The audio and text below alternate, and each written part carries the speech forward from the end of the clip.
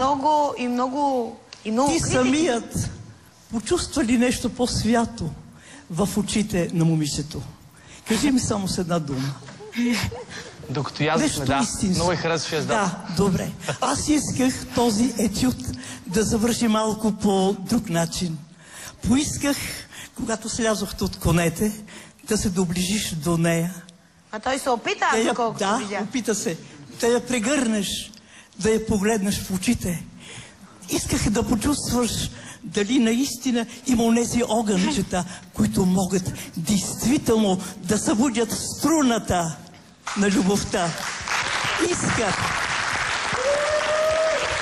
Сега дайте да посвириме на тая струна, бе, Иване. Що не я дърпаш тая струна на любовта? Не е настроена за мен. Тия въртя, ама нещо настройката не се получи. Исках да почувстваш онази сребриста нишка на любовта, която трепти и убива всичко в теб. Чакайте, госпожа, разбираш ли? Погледни я в очите. Погледни я в очите. И тогава,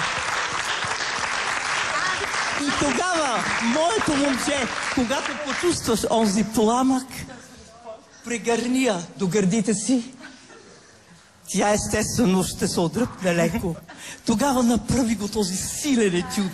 Да почувстваме. Вземи публиката. Моля ти, Ивана, целуния. Ако действително го искаш. Как е вашето име? За сега достатъчно. Да видя вашето име. Моля? Името ви да видя.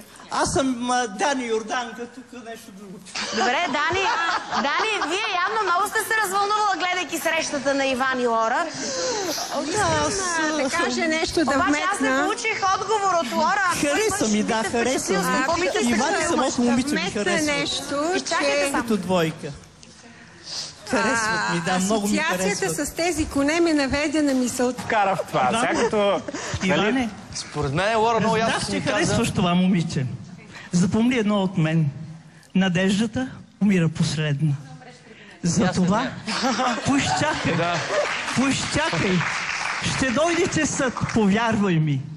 Когато самата Лора ще дойде при теб и ще каже: Иване, искам те за себе си. И го пожелавам.